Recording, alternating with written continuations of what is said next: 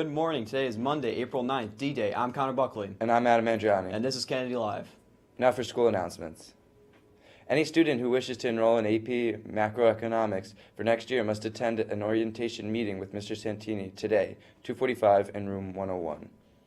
If any underclassmen girls are interested in joining the Kennedy Live team, please email Alexa Bastardi at abastardi@kennedycatholic.org or Zaria Bailey at zbailey@kennedycatholic.org. There will be a debate meeting in room 100 today after school. The topic will be decided. And now over to this day in history with William.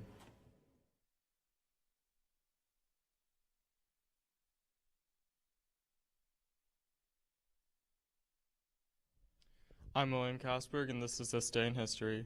In 1865, Confederate General Robert E. Lee surrenders his army to Union General Ulysses S. Grant at Appomattox Courthouse, Virginia.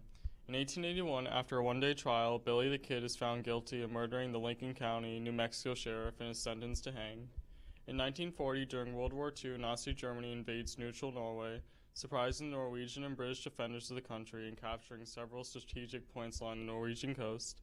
And in 1962, President John F. Kennedy throws out the ceremonial first pitch in Washington, D.C.'s new stadium called simply D.C. Stadium. That's all for This Day in History. Now back over to the anchors.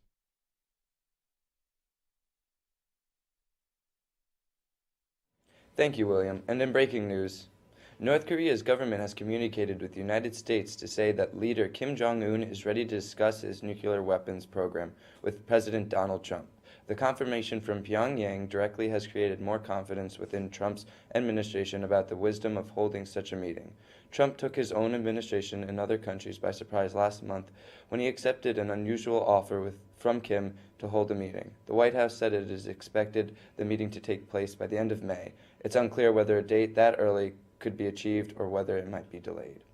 And for our featured stories, get ready to find out if your Facebook data has been swept up in the Cambridge Analytica scandal. Starting Monday, the 87 million users who might have had their data shared with Cambridge Analytica will get a detailed message on their news feeds. In addition, all 2.2 billion Facebook users will receive a notice titled Protecting Your Information with a link to see what apps they use and what information they have shared with those apps. Cambridge Analytica said in a statement Wednesday that it had data for only 30 million out of the 87 million Facebook users.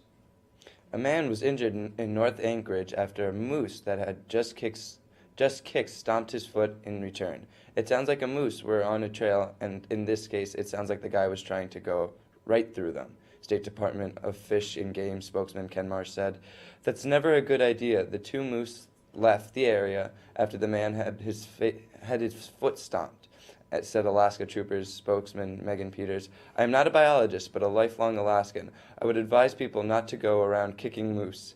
If you were in a kicking contest with a moose, guess who's going to win?" Marsh said. And now we're to sports with Gibby.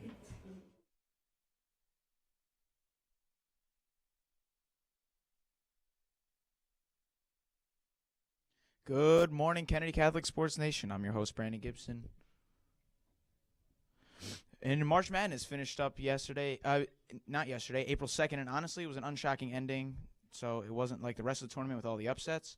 But Villanova beats Michigan 79-62 to win their second championship in the last 3 years.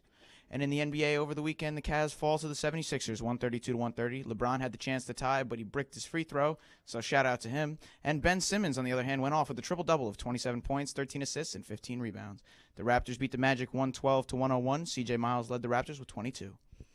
In the NHL, the Panthers beat the Bruins to take away their first seed clinch 4-2, and Vetrano had 1 goal and 1 assist in that game. Playoffs start April 11th. Boys baseball, they're off to a hot start in league play after taking Xavier 7-1. David Galveo went 6 innings with 8 strikeouts, and John DeRego had 3 RBIs. Now they are ranked number 1 by Low HUD, so congratulations to them, and they hope to keep it rolling with a win against St. Ray's 4:30 today on our home field. Boys Lax has an away game tomorrow at Spelman. Please come out and support us and watch a doubleheader action as varsity plays home against Greeley Saturday night. JV will start at 5:15 and varsity will start 7 o'clock underneath the lights. That's all for sports. Now back over to the anchors.